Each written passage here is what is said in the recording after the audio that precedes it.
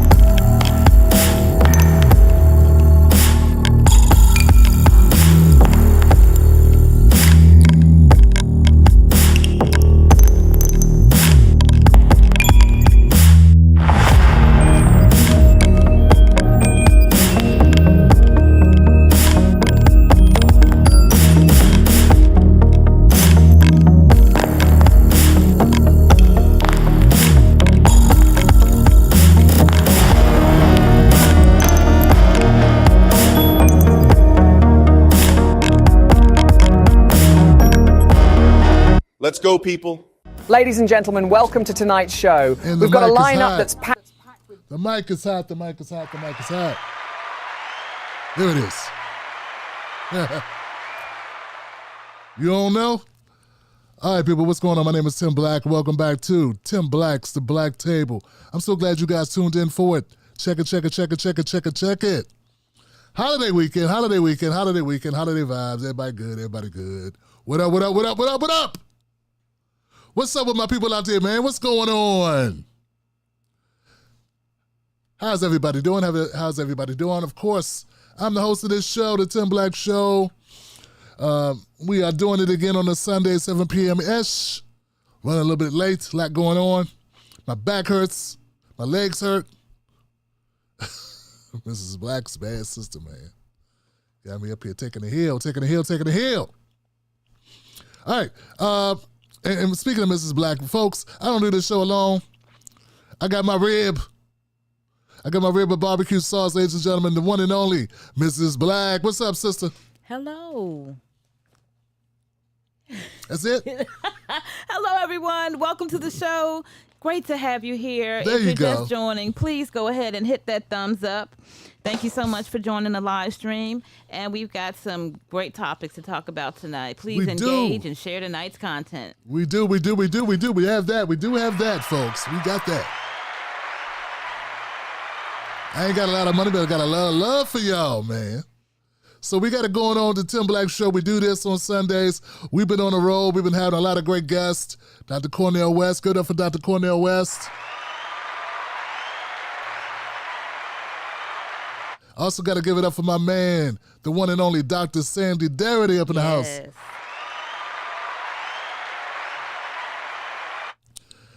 We don't have anybody today. Just us. Hope that's good enough for you. I know how you are. You guys are picky.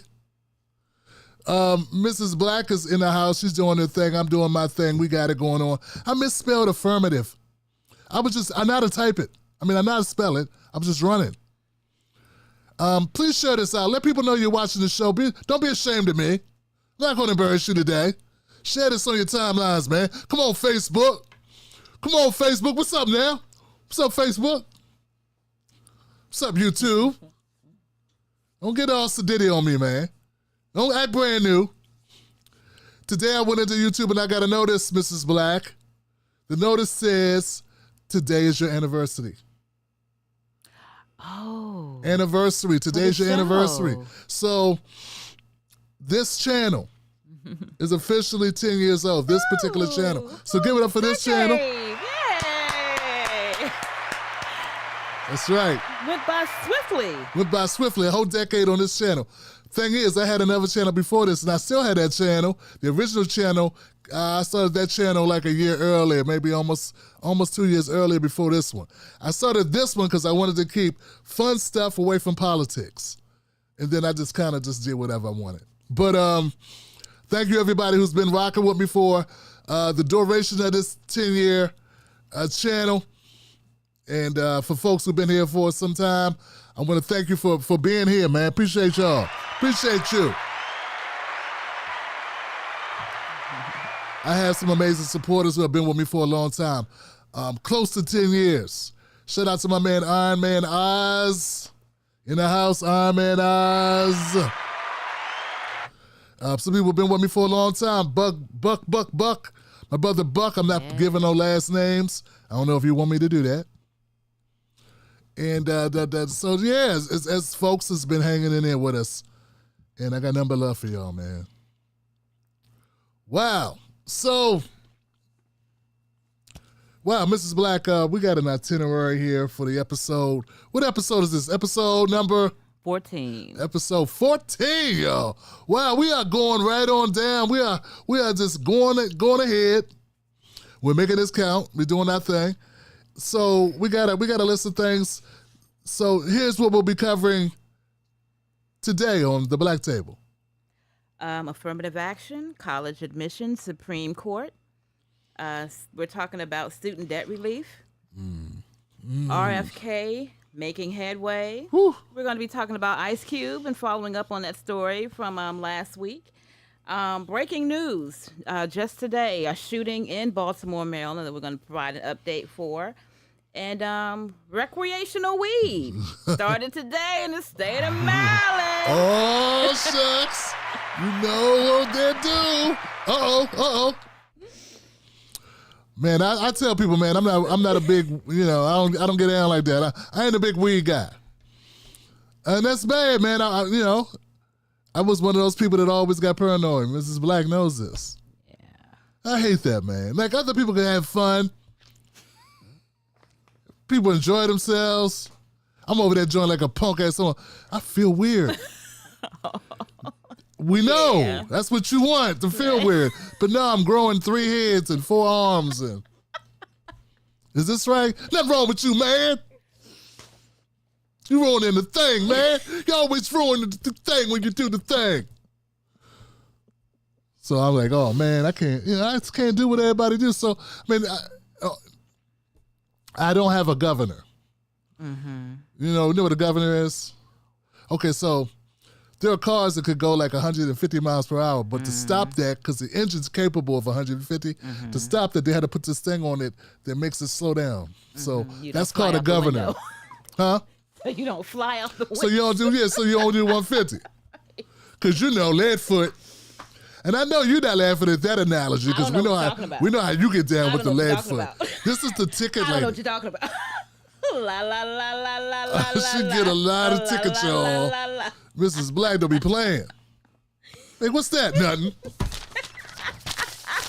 I gotta go. What was that? Nothing.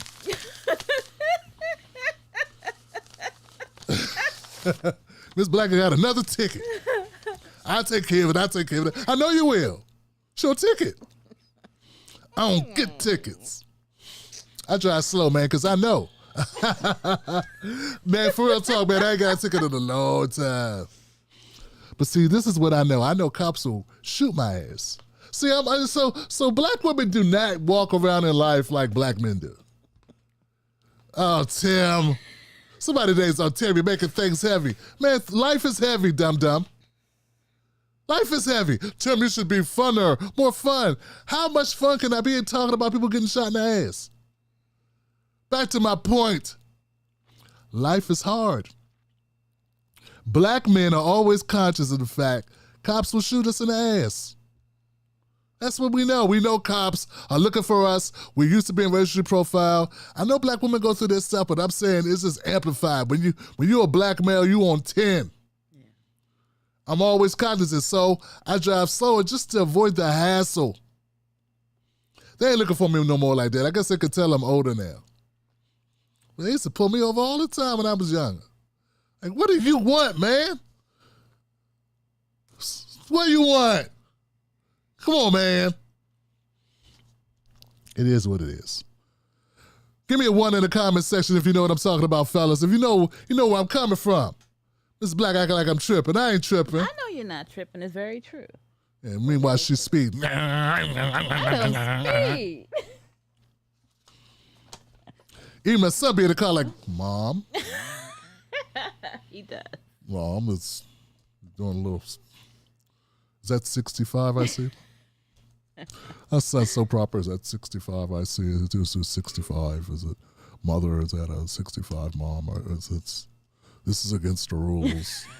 He's on. I'm raising a straight arrow type kid, man. Fogey. Even more than his older brother. Fogey. My youngest son is straight. I'm trying to tell y'all. I was like, yo, you need to get into this Mid-Journey. He's like, Mid-Journey? I said, yeah, you can create images out of nothing. You can create images. I said, yeah, and then you own them, you can do what you want to do with them. He said, that doesn't even sound legal, Dad. Like, what you trying to say? I'm going to get you locked up? Just doesn't sound right that you can generate something, the computer made the image. You punk ass, man. Take advantage. Take advantage. Leave him alone. Now, I mean, black kids out here wish they had a father who knew what Mid-Journey was. Not really, not many, Tim. Not many. Okay. Our first story is affirmative action, folks. Oh, and by the way, we're going to be doing it. Gosh. We're going to go into extra innings tonight. So here's the deal. I got a Patreon. I got great people on Patreon. Give it up for my Patreon people, man. My Patreon people. Oh, Lord, Patreon. If it wasn't for my Patreon, I wouldn't have no show. Oh, Lord. Now, for real, my Patreon people are way more consistent than my YouTube ads. Real talk. My YouTube ads, sporadic. Oh, I got an ad? Wow. Must be my lucky day. So Patreon's always been there for me. They've been on the side of this show for like the last 9-8 years. And you know, it comes, it goes. I get people, they stay for a while, they leave, they come back, there's different people. But one of the problems I've had is I haven't been able to come up with a way to consistently give Patreon people something special for being Patreons. Well, if you join my Patreon at least a $10 a month level, you're going to get access to extended shows like this. So when we do this show every week, I'm going to have a time when we in the show live streaming, but we're going to keep going in the conversation. In that clip, the extra stuff, I'm going to put that in my Patreon. I'm going to start doing that and I'm going to start today. It's not a talk. I'm starting today. We're going to go into extra innings. Me and Mrs. Black are going to continue the conversation. It's going to be something that's not available to the whole world, at least not right away. It's going to go on our Patreon as a thank you for Patreon members and an incentive to become Patreon supporters. Also, to sweeten that deal to make it even better, if that wasn't enough. When I have a guest on, I'm going to ask that guest, after we do the interview, we're going to do an extended bonus section. Same deal. When I bring on a guest, I don't care if it's Dr. Cornel West, if it's Senator Nina Turner, if it's Joe Rogan, I don't care who it is, if it's Ice Cube, I don't care who it is, whoever the guest is. We're going to have a part that's just for everybody to get at one time, and then we're going to have a bonus portion. See, I gotta start giving my people something besides thank yous.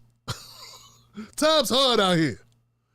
So this is an idea. Mrs. Black, I know you heard part of this. Mm-hmm. What do you think of that idea? I think it's great. It's great.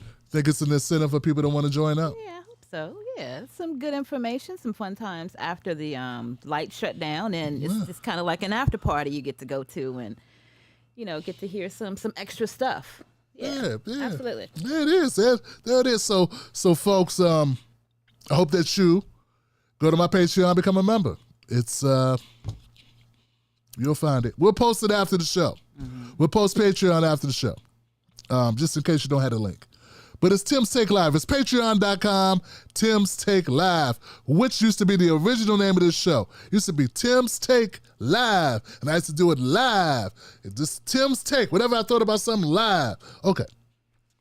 And before you get started on the list that we have here, we want to send condolences to the MLK family. Christine King Ferris, who was Dr. King's only sister, passed away this past Thursday. She was 95 years old, and she pretty much followed along with her brother in terms of fighting for social justice. She was an educator, 2 children of her own. So just sending out condolences to the King's family. Wow, and her name was? Christine King Ferris. Christine King Ferris, folks. Give it up for Christine King Ferris. Send her hopes and prayers, love, support, admiration. Take a look out for her. Search her, find out about her. I didn't even know. Yeah. Mrs. Black alerted me to her, the passing of Miss King Ferris. And that really hits because that just goes to show how good the genes were for Dr. King. And if he hadn't been taken from us and from his family, he might still be here. Yeah. And that's something. I mean, the sister lived to be 95. So it kind of hits. It hits pretty hard. All right. Ladies and gentlemen, affirmative action. Affirmative action, that's the talk. Everybody's talking about it. I did a couple of video pieces about it because, of course, I got to have my say about it. I got to talk about it. And the college admissions, and it's a precedent has been set. Now, look, guys, this is something, I wanted to say this off the break, and I know some people don't like it, but I got to tell you, folks, I'm not upset about this as people are. I mean, I'm not happy about it, but I'm not upset about it. Okay, because I know, like you know, that America is going to find ways to discriminate. And it always has. One thing America is really good at is discrimination, particularly against black folks. Okay? We're real good. America's really good at that.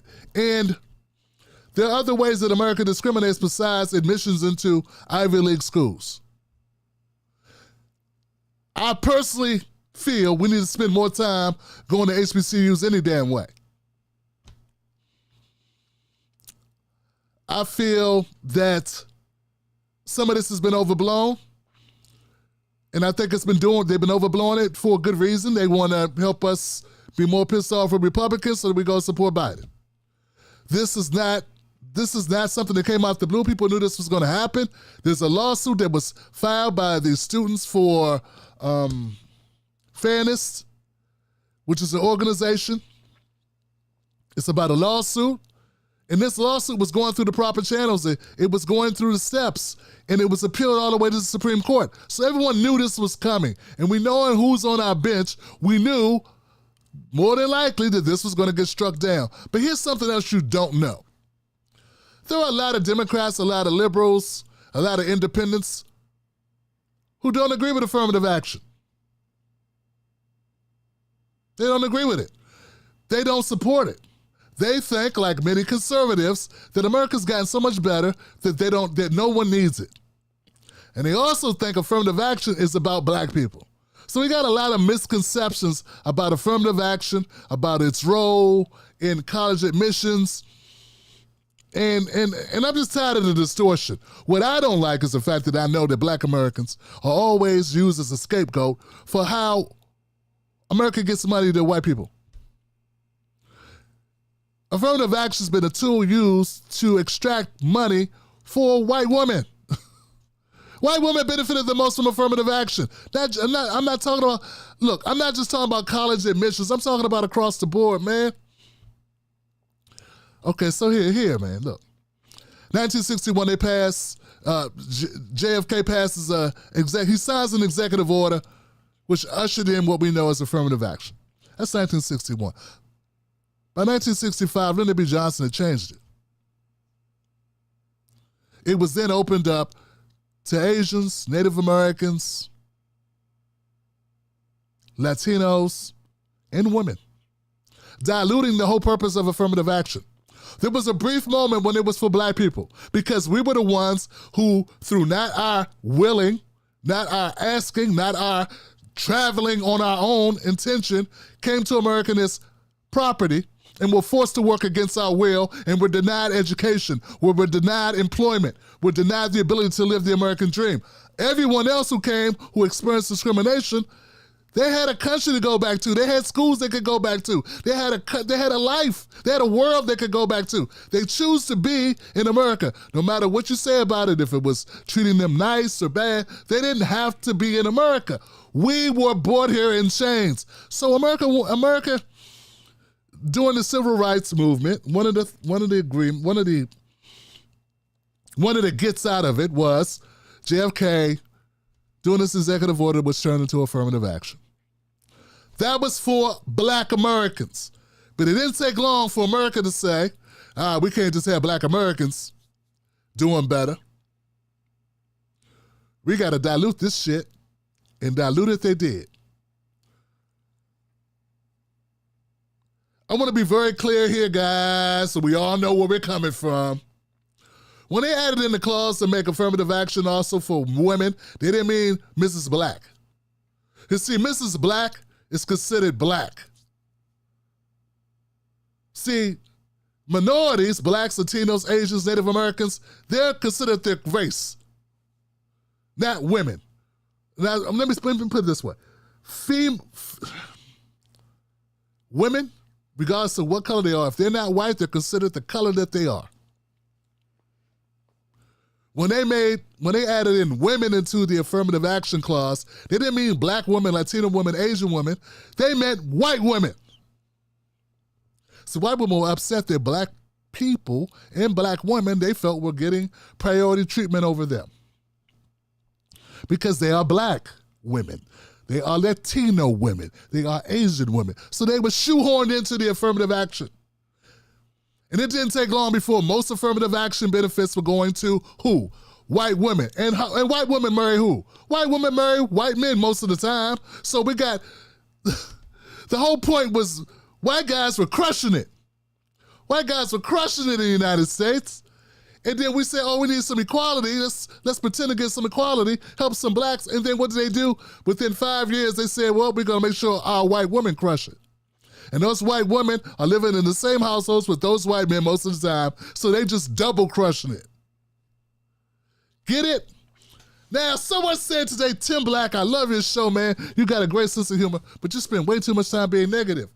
We like you having fun. We want you to enjoy it. Dog, there's nothing to enjoy about this.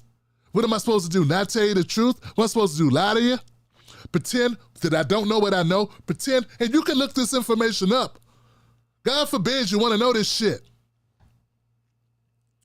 Folks, it is what it is.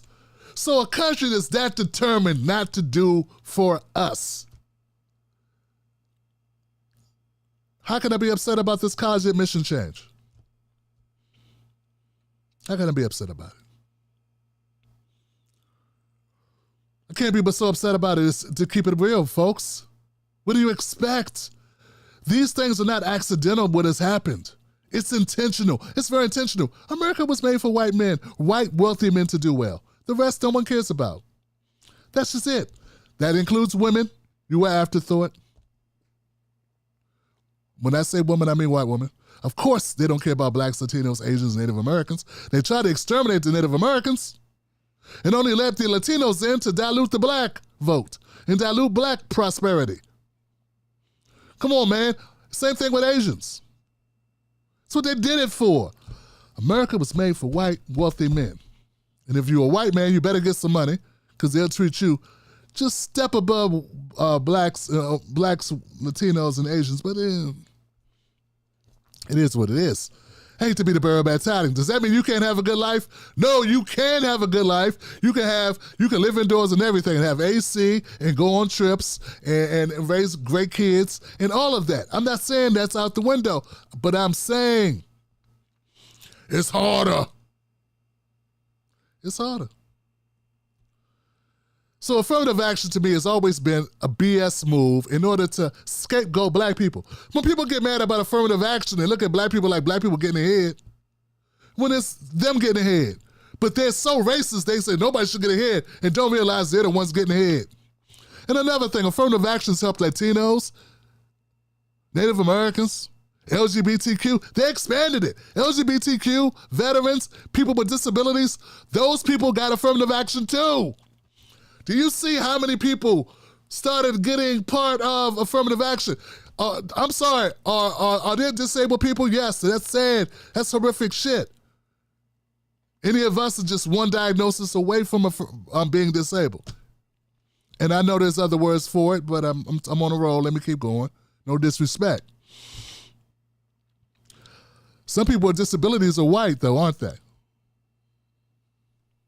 And what families do they come from, some of them? I'm just saying. Do you get what I'm saying? So we got disabled white guys and women getting affirmative action. We got white women who are part of households with what? White men who are crushing it, who also get affirmative action. Do you get what I'm saying? So I want to be very clear. You ain't going to hear this on, you're not going to hear this type of talk, this type of bluntness on MSNBC or CNN. You ain't even going to hear the independent media for the most part because it's a downer. And because, frankly, some of them are indicted in it as well because they're part of the majority, right? So they're not going to really want to talk about it. And they got an audience that's all mixed up. We got the heel rising. We got breaking points. Everybody got different types of people that watch the shows now. You know, they got a little bit of right wing watching because they've been shitting on the Democrats for the last 4 or 5 years. So they got a whole bunch of right wing people watching the show. So they're not going to talk about this. This is why persona non grata Tim Black has to do what he's doing because ain't nobody else doing it. But I never go so far to say, hey, because see, I realize we need white allies. We ain't going to be able to get this fixed. Just a bunch of black people getting mad, yelling and calling white people crackers. That ain't going to get it fixed. So I'm also having a problem because certain people make a lot of money off black people, getting them upset and then championing for black people by shitting on white people as if that's going to change it. No, we need coalitions. Somebody say, Tim Black, you are an integrationist. Somehow they must not live in the 2023, the 21st century, because they don't realize that America's been integrated for a long time. But see what I'm dealing with? Because I say, as a minority in this country, if we're going to fix any of this, we're going to need help. Like, that's crazy talk. That's called sellout talk to some people. Not to smart people, but to people that are really, there's this radical running around going, ah! Like, that's going to fix it. I want to do that too. I'm real good at it. I can do that too, but that's not going to fix it, dog. So, back to affirmative action. I take it back. I'm glad it's gone. Now you can stop telling me how I only got a hit of it because of it. And now we're going to see how good the white people do. Because they're the main, like I said, they're the main beneficiary of it. It's all a scam. I know I talked to here about diversity and inclusion. Diversity, equity, and inclusion. We talked about that on here. You know, diversity, equity, and inclusion. You got to keep hearing about this DEI everywhere. Florida's mad. Texas is mad. Everybody's mad. Everyone's talking about DEI. I did a little research into DEI. This newfound like HR thing was supposed to make workplaces more hospitable, more welcoming, more diverse. Supposed to, use to help the blacks. Ain't nothing but a scam. It is a scam. How the organization that's supposed to help us be more diverse have a problem with diversity its damn self? Only 3% of DEI instructors, managers, presidents, or whatever they are, the people that run the shit, are African American or black.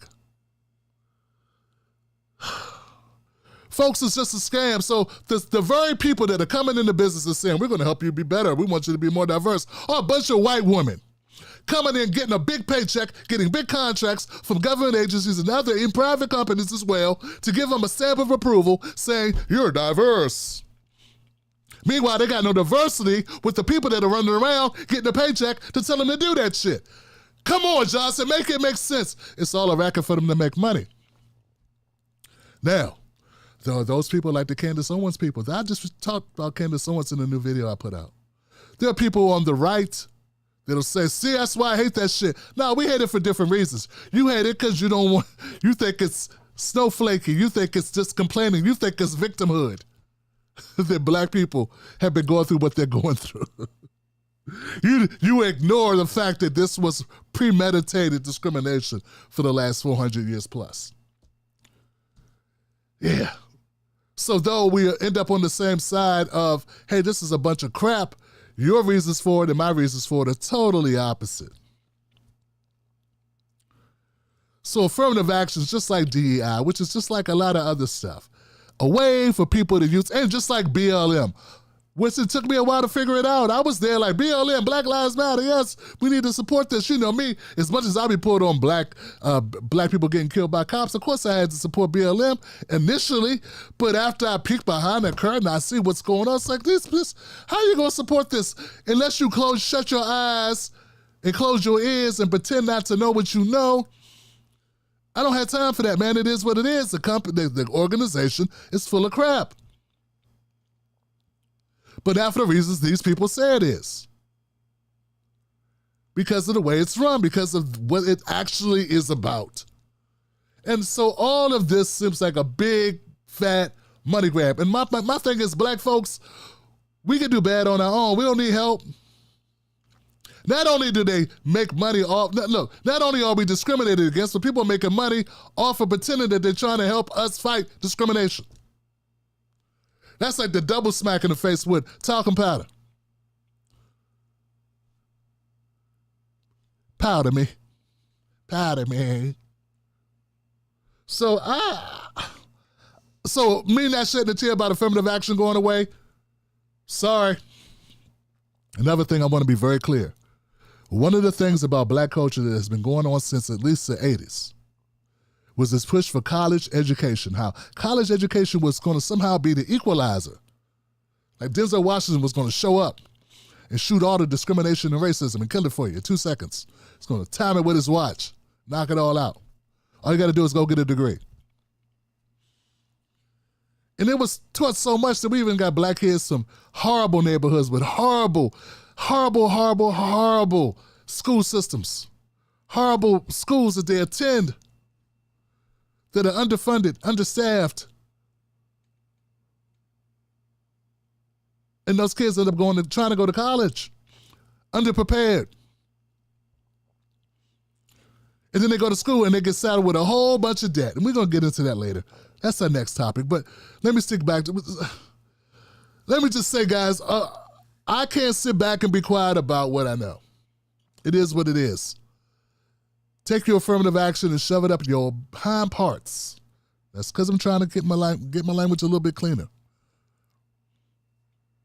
I was upset when I saw that Clarence Thomas, but Clarence Thomas isn't the only one who voted yay to reverse this. He had help, Amy Coney Barrett and somebody else, and he had help, but here's the thing. Don't think for a second there aren't Democrats who feel the same way.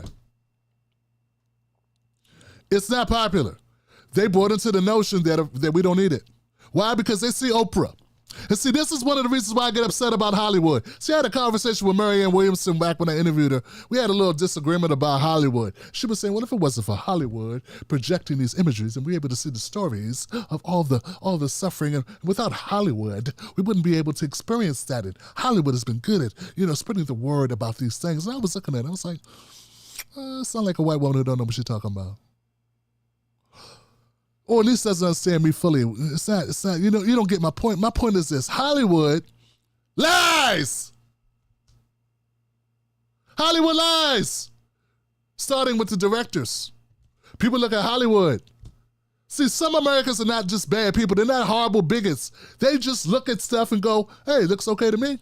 So if you're a person, you're a person and you're busting your ass and you live in West Virginia and you don't got barely a pot to piss in or a window to throw it out. You're one of the poor whites struggling. And you're sitting there. And you're wondering, well, you keep hearing about black people doing bad, but then you look at TV, you go, hey, man, we got Tyler Perry killing it. He just built this big studio. We got Oprah Winfrey making a movie. Everybody, hey, look at all these, and you just start thinking all these black people, and that guy, Jordan Peele, that little short guy, he's got a great new thing going on. He's got, what's wrong? What's wrong? See? He doesn't know that only 2% of directors are black. Only 2. But you keep hearing their names all the damn time. The one that did the color, the orange is the new black, keep hearing her on everything. I forget her name. And people get the false impression that we're living in an equal space. So if you're sitting around and you're broke and you're white and you're broke and you're struggling and you don't feel like you got any of this so-called, privilege. There you go. And then you watch TV, oh man, now you're really pissed. You watch Hollywood, now you're really pissed because you believe what you see, and it's a lie. They use us to sell this idea. They use the Spike Lee to pretend that all these directors are black. 98% of all the movies that came out, white guys directed them. It's a lie. So that's what I don't like about Hollywood. You look and you see actors. You see Will Smith. You see, whoever, I don't know, Denzel Washington. You see, a couple other, whatever. Just some great, Michael B. Jordan. Whatever, right? What's the sister's name? Killing it. Not Alfre Woodward. Viola Davis. Viola Davis, there you go. See, look how we knew the name. Angela Bassett. All these Angela Bassett, all these sisters, all these amazing actresses who are the shit. That's saying they're not. What I'm saying is, we're only like 10% of the movie industry. It's just when we do a movie, it's like, oh, it's black people. We're only like 10%. And we're not behind the camera, as I just stated. It's a lie. It's not true. We're not killing it. And for the record, that's only at like 2 industries. If you start looking at other industries, you start seeing less and less black people. I worked in D.C. almost my entire life. I'm talking about being in the 80s, working at government agencies as a contractor and going into offices with black women in them, and they'd be like, a black man. I had black women in the 80s, the late 80s. Yeah, I'm that old. In the late 80s, coming up to me, and I'm like 22, something like that. I'm in my early 20s, going, young man, I just want you to know, me and the sisters just want to tell you we love seeing you and thank you for representing for us. We so tired of seeing, only time we see brothers in here is when they pushing the mail cart. Keep it up, baby. Here go a little $5, get you some lunch. That's the 80s. So when I got people acting like they don't, so when we don't understand that we're being hoodwinked, this is real life. And this is D.C., man. This is D.C., the nation's capital, Chocolate City. Just think about the South. Think about the South. This is D.C., supposed to be progressive. And I'm in my 20s at the time, meeting brothers and sisters who was so shocked to see me walk through the door with a tie. I couldn't even afford a suit. I just had on a tie and a white shirt. That's my point about affirmative action. So it's given the facade. Let me tie it all together. It gives the facade that things are better than they are when they're not. And I'm tired of people lying to themselves and being lied to and swallowing it. I'm tired of them being able to put out a false narrative that everybody's doing so great. Black people are stapled, super glued to the bottom of the barrel, on the bottom of the ladder in America. Does that mean that some black Americans aren't going to do well? No, a lot of black Americans are going to do well. But compared to who? Compared to who? Black people, I want you to understand, I met a lot of white people, a lot of cool white people doing this show, traveling the country. I went to Portland, Oregon. You know how many black people live in Portland, Oregon? Like 6. I went to Salt Lake City, Utah. You know how many black people live in Salt Lake City, Utah? About 3. Okay? Guess what? It's a lot of white people with money. Oh, a lot of white people with money. I know black people with a couple dollars, but some of the white families that I know, that I met, if they woke up tomorrow with black people money, it'd be some slow slinging and flower bringing when my burglar alarm starts ringing. You don't know what you don't know. You don't know what you don't know about what's really going on. That's all I'm saying. So to those poor white folks out there struggling, when you keep hearing about black people complaining, yeah, you think we're victimhood. You have no idea. A black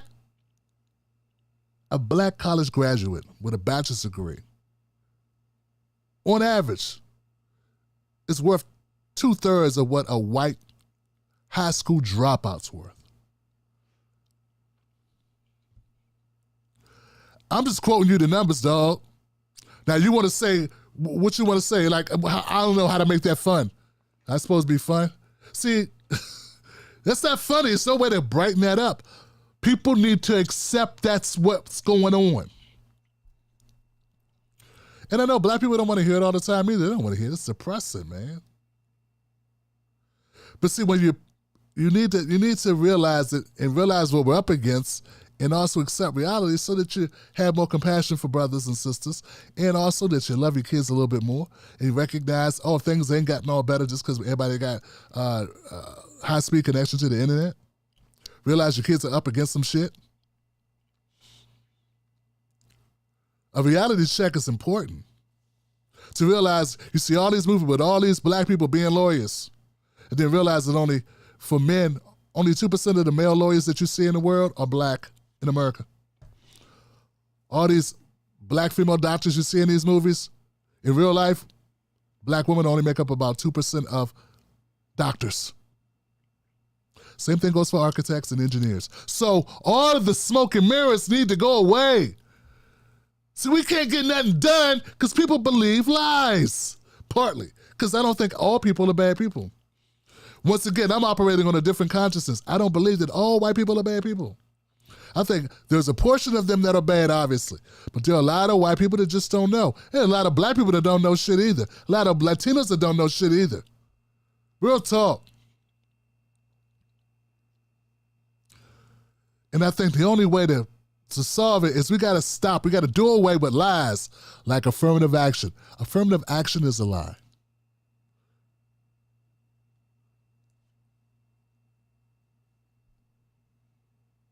The action was not affirmative. And its actual impact didn't last that long.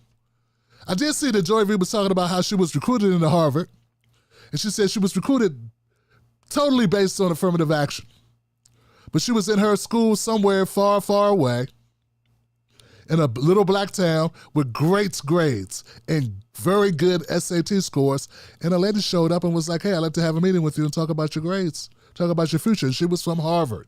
It was an outreach program because Harvard wanted more diversity in its school. So they went out looking for black students with good grades, great grades, great grades. It's what Joy Reid said she had. Wasn't that she had subpar grades. She had great grades. And that's how she got into Harvard. But she was recruited. So I get what Joy Reid's saying, and I respect it. I appreciate her putting that out there like that. It wasn't like they were going. See, some people have this idea that Harvard and University of North Carolina were going to like the worst schools in the country, getting people with, 1.2 GPAs and saying, you want to go to college? That was not what was happening. It wasn't like they were just going to get anybody. You had to have the grades or close to the grades. And then it's like they had to decide from there, like, what we're going to do, what we're going to do. Okay? But I want you to know, I'm going to leave it there. I'm going to leave it there, folks. I'm going to leave it there. I just wanted to be very clear to folks. I'm against affirmative action. I changed my stance. I'm glad it's gone because I'm tired of the lie. Don't lie to my son. Don't lie to my daughter. It's tough out here. You made it tough on purpose. It's tough for everybody, but it's tougher on us on purpose. Not because of anything we done, but because of who we are and what we are. You don't end up with all the horrible statistics that we have on accident. All right. Give it up for that.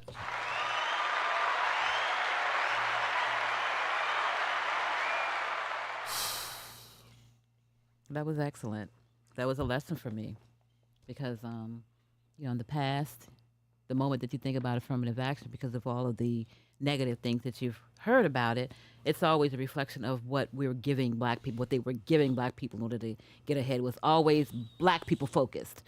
So to clarify all of the other folks who were involved or who benefited from this is, an indication that it was all a lie. It's sort of like food stamps. Mm-hmm, right. Right. When you think about food stamps, you think, oh, who uses food stamps? Right. Black people. Then you find out, mostly white people use food stamps. By a large number. Pretty much anything you can think of. Think drug dealer, drug seller, drug smoker, drug doer. We're about even on those numbers. But when you think of that negative term, you think black people. That's not an accident. Yeah. Right? That's not an accident. So it took work to make it that way. For your mind to associate this with blackness, this negative thing with blackness, it took work. It was intentional. It has been intentional.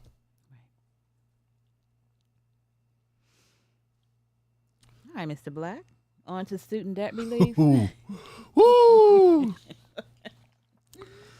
So I don't know how many people watch my show who are Democrats. And it's okay, man. It was once upon a time I voted as a Democrat. I never went to Democrat meetings. I don't know, did they hold meetings? It's been a while. It's been a long time since I voted Democrat. Look, man, but I come from a family that didn't believe in politics. Yeah, they didn't trust it. So I'm different that way. Joe Biden never intended to get this done anyway. Joe Biden never intended to get this done. I believe now. I don't have any evidence. I got nothing for you. I can't show you a smoking gun. Well, maybe I do. Maybe I do. Maybe I do have a little bit of proof. If history tells us anything. I mean, they say if a man beats his wife once, punches his wife, he'll punch her again. Right? That's what they say, right? Because, yeah, you did it before, you can do it again. That's how we look at life, right? Well, people say that we know the Supreme Court struck down Joe Biden's student forgiveness program. I don't think Joe Biden had any plans of this working. I think he only said it because he was on the campaign trail. He wanted to get the votes. They want to stop Trump. And it sounded like something good to say. And that damn Bernie Sanders kept talking about it, and Elizabeth Warren kept talking about it. And then I think even Andrew Yang talked about it at some point. And Marianne Williamson was talking about it. Like, you had all these people talking about it. He kind of like felt like he had to say it. Joe Biden never was behind this. The reason why I say this with certainty is because Joe Biden's the reason why you can't get rid of your student debt.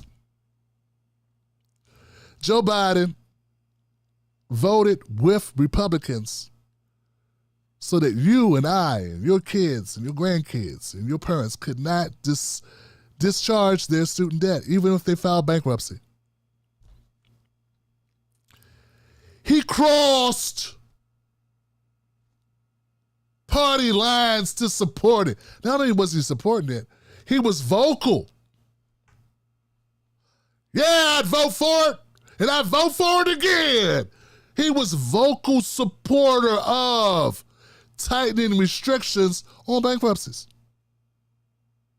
The only way you're going to get out of student debt is if you die. Joe Biden and 17 other Democrats, it was a big deal back in 2005 when he did this. Joe Biden and 17 other Democrats voted with the Republicans to restrict it, to pull it. Used to be you could just file bankruptcy.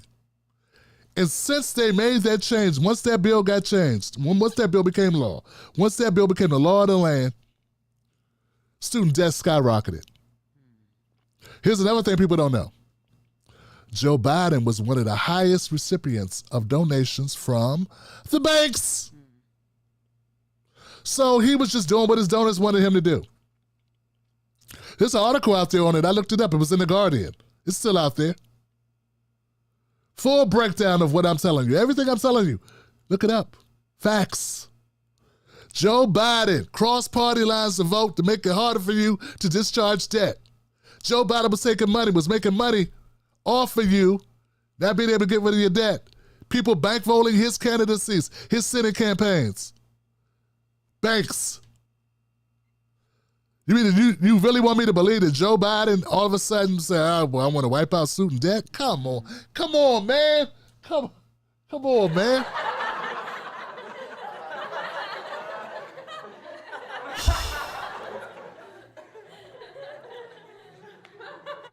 Stop playing with my emotions. Joe Biden had no intentions of this happening.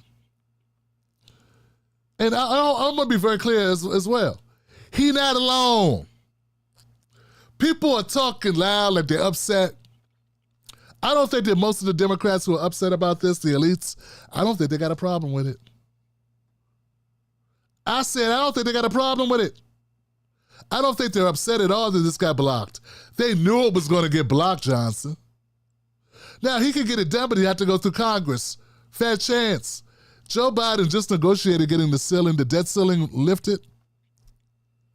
Why didn't he put that in there that they would have to work with him to get some type of bill done on student debt relief, forgiveness, cancellation? Because he don't care about it, that's why. He gave them what they wanted. He gave Republicans what they wanted was what? Tighter restrictions on food stamps. More qualifications to get state help. But he did not alleviate your pain, your kids' pain. Let's be clear. Student debt ain't just about kids. There's a lot of fallacies, man. There are senior citizens with student debt on their books. Once again, I said it don't go away till you die. That's one saving grace. I guess they were being a little bit charitable. At least it doesn't pass on to your kids. I had to check. I make sure that was true before I could say it. Wasn't sure. So it does go away when you die. And I don't mean just for you, your kids. It doesn't, get attached to it. Yeah, it doesn't get attached to you. Yeah. That's the only thing. So that's beautiful. Isn't that nice of them? That's mighty white of them. So look, guys, and as angry as I was about reading about this stuff, because I'm like you guys, this is my job, so I have time to look up stuff. I gotta make time. This is my job to know this stuff, to look it up, to do the research, come back, report to the troops. This is what I found, people. Check it out. Holler at me. Holler at your boy. I'm like, Agrio, sit down. Let me tell you the story. But that wasn't the worst of it, man. That's not the worst. The worst thing about this whole student debt forgiveness is when I start digging through the statistics of how many young people, how many black people are hurt by this. So we got these beautiful black babies, right? And we tell them they need to go to college because they want to have good lives, and we don't tell them the real reason is because as discriminatory, racially biased as this country is, this is your best shot at having a decent life. That's the real reason why. Because what good is going to college unless you just love books, unless you get something out of it? And the end goal out of it is to have a decent life. And we feel that in order for you to compete in a racist society, you got to be more qualified. You black. You better have some paper behind you. So we got these young people getting all this debt, particularly black women. Black women have so much debt, y'all. At the end of the day, not even half of black college graduates say that they make more money with their degree. Because just having a degree doesn't solve your problems. You gotta get the job. You gotta get the money with the job. Job's gotta pay you well. You gotta be able to keep the job. And you gotta have the resources. Meanwhile, also, more than half of the people that go to college never complete college. So they don't get that piece of paper. They don't walk down that aisle. But what they do get is debt. You may not walk out with a degree or a job or a good pay, but you will walk out with a bill.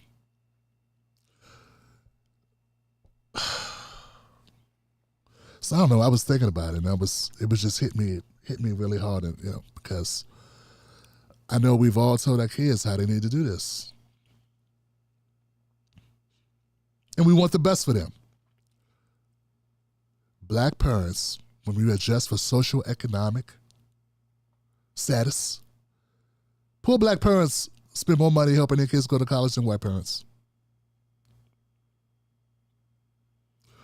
It makes sense. First, when I read it, I was like, what? But it makes sense because those parents believe this is the only chance my kids got. See, white parents don't feel that way about their kids. They know they're white. They don't look at life the same way. It's a different existence. They don't think, oh, you won't be able to be shit if you don't go to college. So other things can happen. Your uncle owns a business. Go work with your uncle. Your grandmother's going to pass away soon. Maybe she'll give you the house in a trust. And you have resources. Then the other thing, it gets worse. It gets worse, folks. I'm sorry. I don't have chipper news on this. Default. The amount of Americans who default, let me put it this way. About 48% of black Americans default on their student loans. I think what's the number? It was in the 40s. I said, damn, 48%, 48. You know the number of white Americans who default on their student loans? 12. So when you default on your student loans, the interest accumulates. That $10,000 to $20,000. Remember, Joe Biden wasn't even wiping out all your debt. Just 10 to 20 grand of it. We got people with $100,000 worth of debt right now. The reason why schools are so expensive, and the reason why they're not going to change the student loan forgiveness and we're not going to have free local college is because they don't want black people to get it. And if you get it, black people, they want you to be saddled with debt. I know people want me to see it another way. I'm sorry, I can't see it another way. America's willing to do what it's always willing to do. Sacrifice poor white people to make sure black people stay on the bottom. I mean, if you're a black person coming from Nigeria, they come over here with money.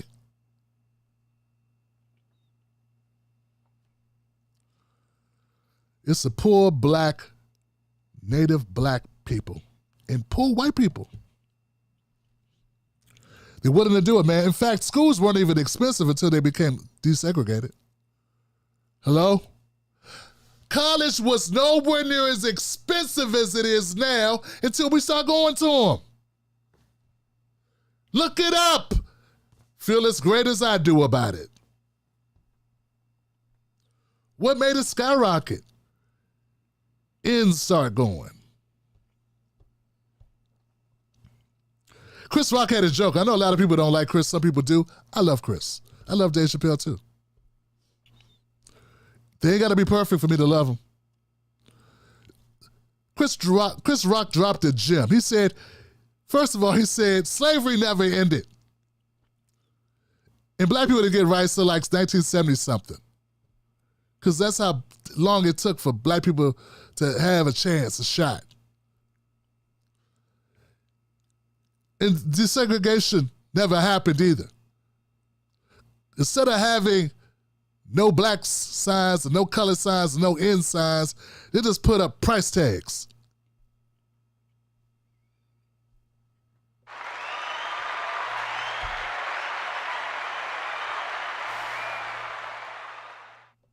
Y'all don't hear me though.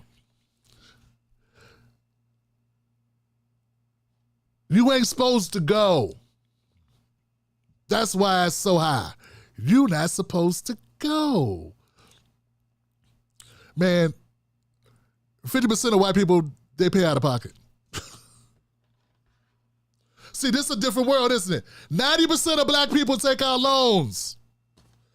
It's over 90. I think it was like 91, 92. At least 90% of black students got to take out loans to go. 50% of white people pay out of pocket. And only 12% of those that do take out loans have a problem paying back their bills.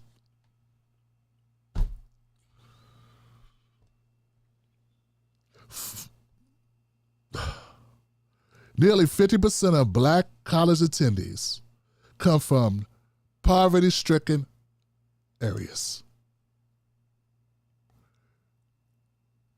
And when I say that, I don't mean that you're bad people. I don't mean that you don't deserve the best. It's no way qualifier of who you are as an individual. I'm talking about the social economic status. I'm talking about the tax base of the neighborhood that you come from.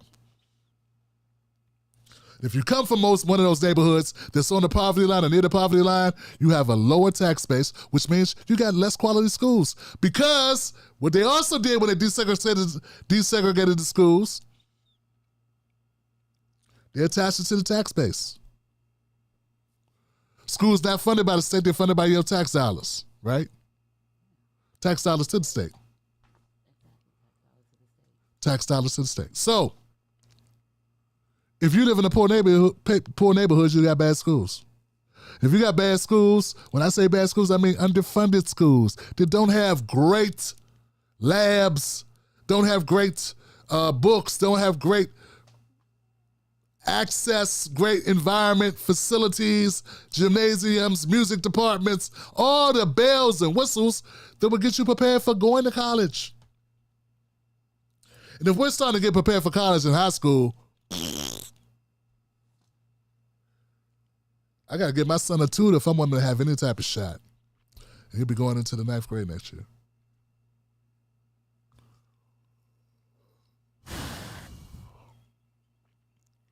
At least in college. Listen, folks. When you're behind in that type of way, and it's structural, they could change it. It doesn't have to be this way. People say, oh my God, Tim, but it's so expensive. It's so expensive to take care of schools. Dog, look, if Joe Biden wiped out all that debt, it would cost us about $400 billion. $400 billion is the number that they quoted for what he would have to make up in the budget to cover for the $10,000 to $20,000 difference, right? Dog, we spent $120, $30 billion just helping Ukraine. Please, miss me with the bullshit. I read more than a quarter of that, we spend helping Ukraine, and none of that money we spend on Ukraine comes back to America. If you help black kids, poor white kids, poor Latinos, poor Asians, whoever, if you help people in America so that they have to not pay, it's not money you're giving, you're not making them pay for something. They get to keep their money in their pocket. You're not giving them money. That money will be spent some other way. They're going to find something else to spend it on, like jobs or like cars, like babysitter class. I mean, something that's not through schools. I don't know, apprenticeship program, I don't know. But there's other ways to spend money. Goes right back. Cars, appliances, vacations, and they put it right back into the economy. Exactly. So there's no real reason not to help kids, young people, adults, seniors, whoever, alleviate their student debt when you know they're not going to go to Bermuda and spend it all. They're going to spend it in America, which only helps what? The economy. Unless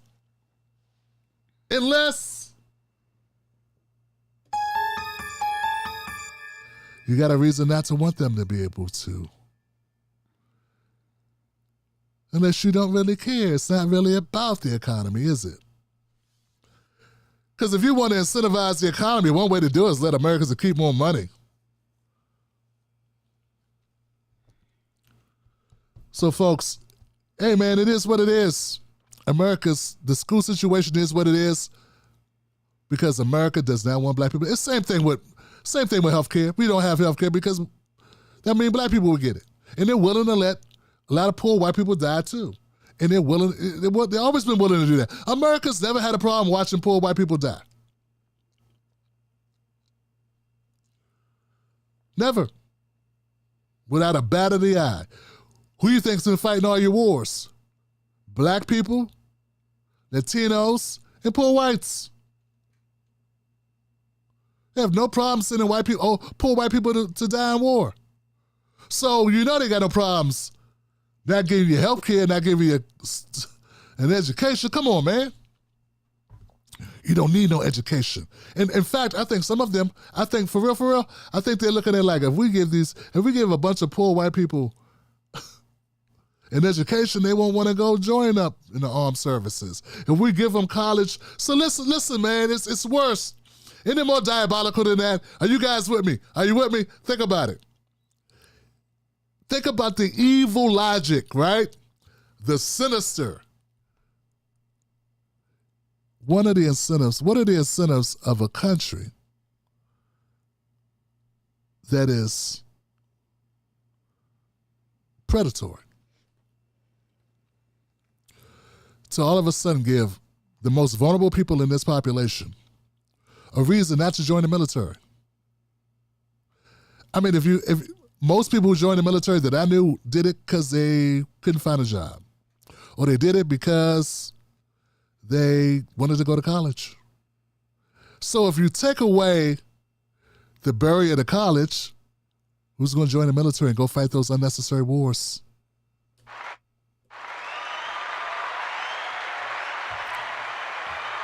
Man, I'm wondering if David Pakman's putting it down like I'm putting it down. I'm wondering if David Pakman is putting it down like I'm putting it down. His numbers sure look like they are. I fucking wonder, man. Are they dropping bombs like this over there? Nah, they don't have to. I wonder why they don't have to. They don't care. Yeah, I wonder why. If they gave you student debt relief and they gave you health care, why would you go do that for? What are you going to go do? Why are you going to go to war? Why are you going to join up knowing they can send you to war somewhere to shoot and kill poor people in another country for something they didn't even do to America? It's because we on that shit. We in our bag, as we say. Mm-hmm. I just want to keep it 100 with you guys. See, look, peek behind. See, here's the thing, man. I'm a fun guy, man. I had no more fun. One of the funnest times I've had. One of the funnest. It could have been more fun, was doing stand-up comedy. I didn't talk about this heavy shit, not all of it, just pieces. And I found a way to make it more enjoyable. And I guess if I took a lot of time, I could make this more fun. When you peek behind the curtain and you really see what's going on and you deduce it and they're no longer fooling you with their smoke and mirrors, it gets like, it's what it is. It's what it is. I can't pretend it's not what it is. I don't want you to pretend it's not what it is. See, and here's the benefit of it, Tim. What's the benefit of knowing all this stuff? Even if I agree with you, Tim. I say, okay, you know what, it makes sense. Why would a drug dealer give you money, give you an antidote for drugs so that you no longer need drugs? Right? What drug dealer helps you get off drugs? Mm-hmm. I'm just saying, I mean, doesn't it make sense? And look, man, I was up there, I was Bernie, bro. Bernie's, this black Bernie supporters out here. Bernie, go Bernie. I had to figure this part out. I do believe Americans should have health care. I do believe Americans should be able to go to school, get an education. Rest of the Western world already does this shit. I'm not talking about something other countries don't do. I'm not talking about something crazy. I do believe in these policies, but now I understand why we don't have them. It's not just because Republicans are Democrat. That shit they sell us on. Republicans mean, Democrats is right, Republicans is horrible. Like, dog, they party together. They go to each other's houses on holidays. They go out to dinner, they go out to eat, they play golf. It's a game. It's a game. See, I know most people are not talking like this because if you tell the truth, all of a sudden you become less relevant, Mr. Political Analyst person. Yeah, you rather keep on talking about the X's and the O's on the field and what Biden need to do to get the votes and do the thing. You put the thing over here, you throw it in the air, you catch it over, and put the dots over, do this thing. All this nonsense, all this talk, this strategizing. Tell the people the real shit, man. Let people know what's up. We're going to have to find a way to get our paper right. We're going to have to find a way to survive this horrific situation. We're going to have to find a way to navigate through this. We cannot, so part of depression, anxiety, all these things that people experience, right? Because they don't understand this system. They take it out on one another. They take it out on themselves. They say, I'm not good enough. What's wrong with me? What am I doing wrong? I read all the books. I read the Dale Carnegie book and the book, the Steve Jobs thing, and I did the thing, and Gary Vee told me to do this thing, and this guy keeps saying do this thing, and the other guy, and the Pat Bet David, and the Valuetainment guy, and this guy said do this, and this other guy that sold a lot of stuff and did this, and CoffeeZilla said do this, and this other dude said do this, and I'm doing all this, I'm doing this, I'm getting real fucking, getting jiggy with it, and God damn it, I'm still broke. What's wrong? Why is it not working for me? What's wrong with me? I'm smart. I can think. I can do things. You start understanding the system, you look at it from a different perspective. Is this extra innings or what? This show's over. All right, I'm going to cut it off here. The rest I'll save. Do I got anything else to say? Set it off. No, I'm sure I got more to say.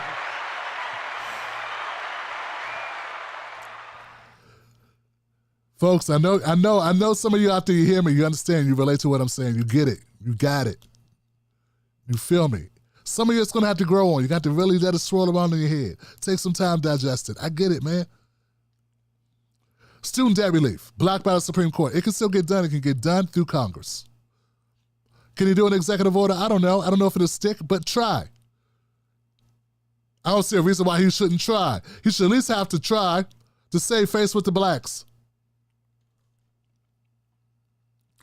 Black women own more debt than any other group, and black people own more debt. Got it? Student debt. White people own more debt, but they also have a higher household income to take care of their debt. All right? Mm-hmm. All right, let's keep it moving. Let me try to move on. All right, yeah. RFK's making headway. RFK's making headway, man. I seen RFK in a couple of interviews, and I gotta say, once I got past the voice issue and really just listened to what he's saying, I'm not saying, look, I haven't digested everything he's talking about, but some things he says just make sense. Some things he says just make sense. He gonna be a problem, Biden. Hey, Joe. I know Obama's calling up Joe now. Like, Joe, hey, Joe, let me talk to you. Hey, Joe. What's the plan? What's going on? Yeah, because things don't look good. Yeah, you don't look good. Look a little pale. I was just telling Sasha, hey, Joe don't look so good. Because he don't. RFK is going to be a problem for Joe Biden.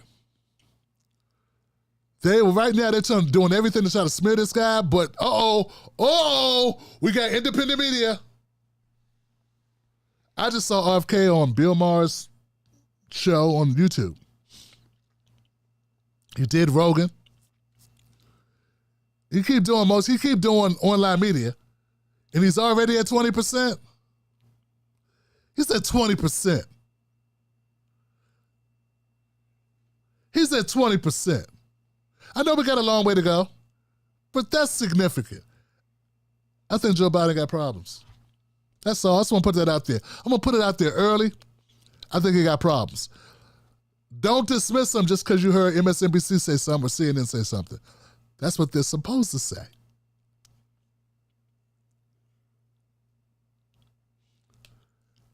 I think RFK can pull a lot of independent votes from Joe Biden. I believe that. Yeah. Joe in trouble. That's it. That's all I got. Joe's in trouble. I got it's just what it is. He's holding it around 20%. He's going everywhere. He's talking to everyone. He seems a lot more cognizant than Joe. The man's, and I saw the brother do push-ups. Hell, man.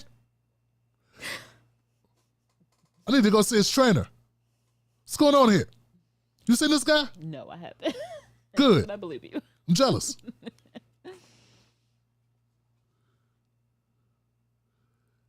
Ice Cube, right? Oh, Ice Cube, yes.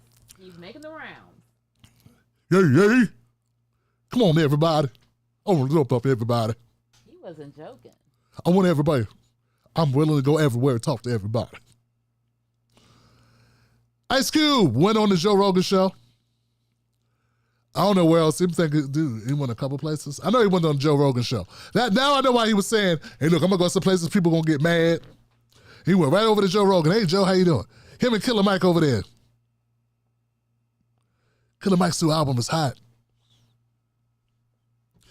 Killer Mike got I'm sorry, Cube. Killer Mike got an intro song, got a song. Dave Chappelle is on the intro. It's called Run. All right. That's what it is. Ice Cube went on the Joe Rogan show, and Ice Cube, look, man, to the person in my comment section said Ice Cube wants help from the NBA. He don't want help from the NBA. He wants them to stop trying to stab him in the back, him in the Big Three League. Okay? This is going to be the first league owned by black people. Be supportive. If you got nothing positive to say, shut up. Ice Cube is a famous person. If it was me and I was trying to do something in another organization, a private organization, was trying to get in my way and stop me, I'd be vocal too. It's the only chance he got is to be vocal about what he's facing. They're sabotaging deals and opportunities for his business. What do you want him to do? Be quiet about it? Nah, take it to the man. Go on the tour. Use your celebrity to talk about your business, and that's what he's doing. I gotta support that. As far as politics, I don't know what he's doing in politics. I just hope he's not using it just to talk. You know what I'm saying? Because that's separate from what he's doing with his company, with the league. So, and I support the league, man, because I feel that there are these athletes. Once you leave the NBA, everybody's not going to be able to go be Shannon Sharp. They're not going to be able to go be Charles Barkley. What about all these other players? Where they at? Where's Rip Hamilton? Where's Chris Webber? Now they're really old now, right? But they could probably play a game of 3-on-3.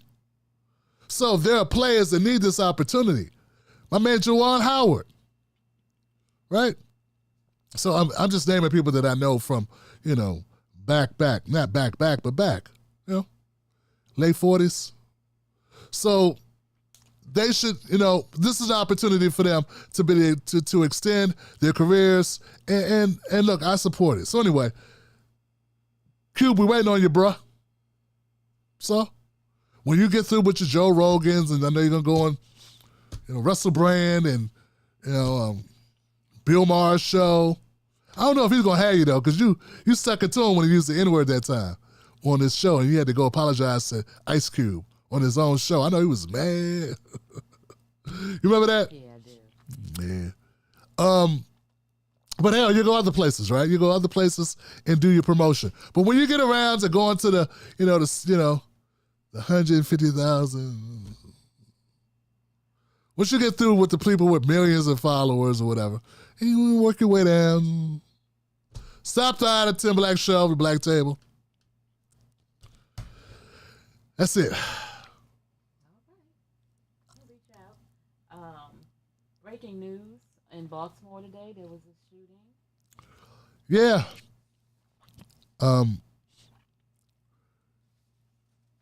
30 babies were shot in Baltimore. When I say babies, I mean kids. Young people were shot at a block party. And it was multiple gunmen, just opened fire on a block party. Kids outside, hot, water running, the whole thing, nice fireworks, barbecuing, chilling, whatever they're doing, playing music, enjoying it, nothing going on, and just people just roll up and just start shooting. Automatic weapons out the car. We had at least 2 deaths and over 30 people wounded. This happened in Baltimore, Maryland. Just a few hours ago. This was yesterday. This was yesterday. So all I can say, guys, is I hope they catch these people who did it. We don't make excuses for people doing the wrong thing. We don't make excuses for murderers. That's not what we do. Pretty simple. My condolences to the families that were affected by this. And maybe those people be brought to justice. There's no excuse for it. I don't know what else to say about it, except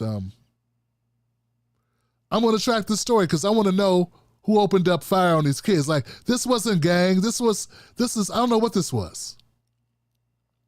This wasn't over drug turf. This wasn't, what was this over? I mean, they shot into a crowd of young people. Teenagers outside and kids outside at a block party. And I'm sure adults as well. Everybody come out at a block party. One of my cousins was from West Philly. Was it West? I don't know what Philly it was. It was so long I was a kid. They used to have block parties up there when I used to go up there in the summertime. Good stuff. Next. All right.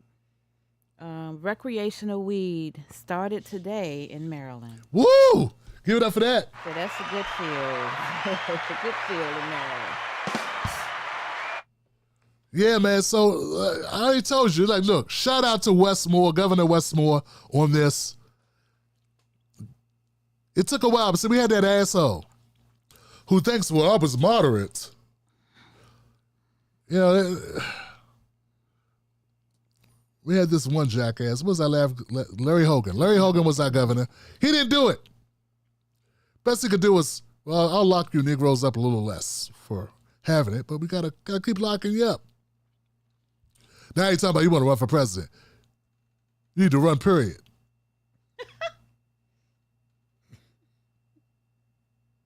You need to sit down.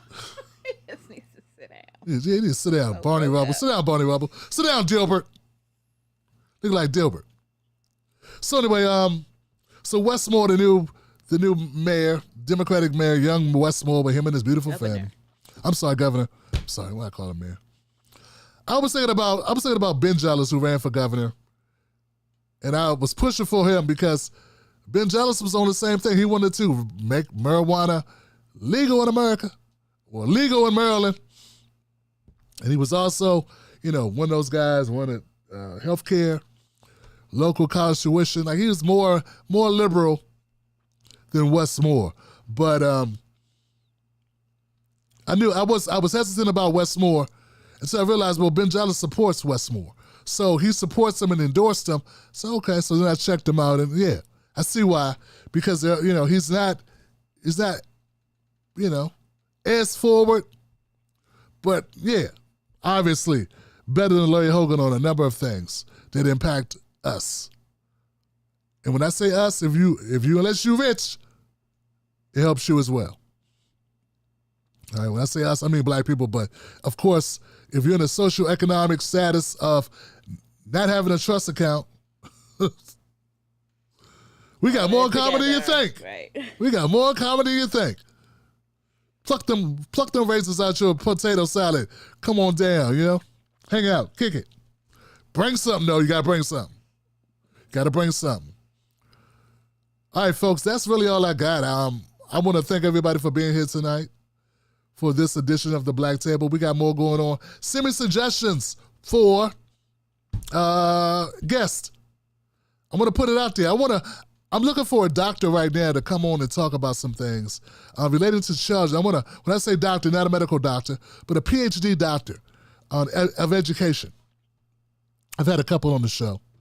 But I want to talk about and really get down to the bare bones about education and some of the points that we brought up tonight and how it really impacts these young people. How college and what's going on with education for young people, how all these roadblocks really impact their futures. Well, let's have some in-depth conversations about some things around education. But anyway, if you're one of those people, holler at me. Tim@TimBlackTV.com. Contact at TimBlackTV.com. 2 great addresses to use to get in touch with us. And we look forward to talking to you about it.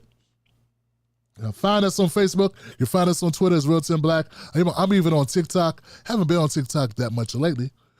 But I'm still there. I mean, it's there. It just hasn't. It's been a couple days. I used to post multiple times a day on TikTok. I've slowed down.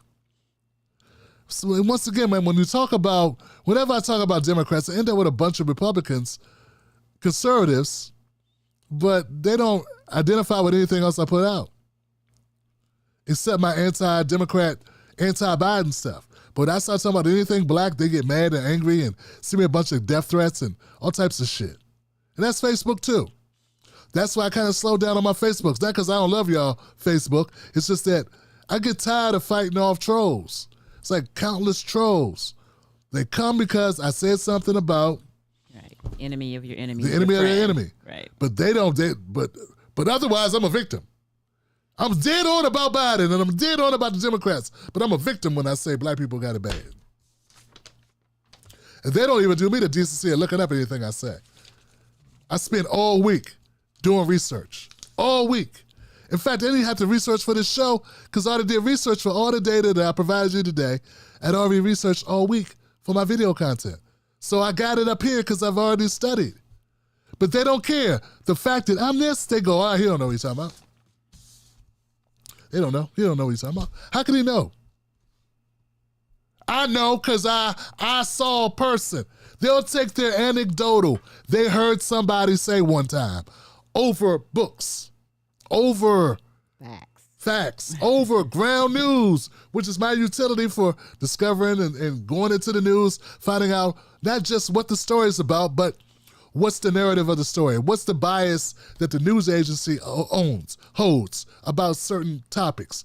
And even further than that, you can find out who owns the paper. Like, how many people know who owns the news sources that you read? You can find out in ground news. It'll tell you right at the top. You ain't got to dig for it. It'll say center, left, right. It'll say factual, mixed factual, or crazy bonkers. Like, it'll have all this data. It's the only tool in America that does this. It looks at the news and evaluates the news so you know what you're getting. And then you can go read like 2 or 3 articles from different sources or mix it up. So you're not getting all your news from HuffPost or all your news from CNN or all your news from Fox or all your news from Newsmax because you trust them. For-profit industry. For-profit. Let me say that one more time. It's for-profit. It's like you go to a restaurant and say, we got the best chicken wings. Who told you that?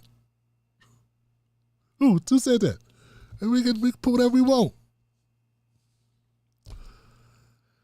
That's all we got. I'm gone. Let's go now for the special ending. That's what we got. The bonus Patreon. We got to come up with a word for this. Okay. What's the word for it? Bonus Patreon. We'll come up with something. Overdrive. More in the tank. Extra innings. A little bit extra innings. Sure. Tim Black's extra innings on Patreon for all my people that pay $10 or more. You get the extra innings bonus material from this show. Come do it today. Support independent media. Support the Tim Black, the Black Table, me and the amazing Mrs. Black. Aww. And we'll be back. We'll see you here on Sunday. Once again, we'll be back to do it. Please go to the YouTube channel. Share the content. Facebook don't give me a penny for when you watch my videos on Facebook. So please, if you want to support the show, you can watch it on Facebook, but then swing through and watch it on YouTube. At least they'll put an ad in front of you that I make money on. When they put ads on me on Facebook, they keep the money. Ain't that something? They don't remove the ads, just remove my ability to make money off the ads. Isn't that crazy? It is. Well, everyone, have a good week. Enjoy your holiday. Please be safe out there on Tuesday. It's kind of weird having it in the middle of the week, but be safe. Have fun. Hopefully you get some time with your family, some good quality time. Thanks so much for joining us. Wolfpack. Booyah.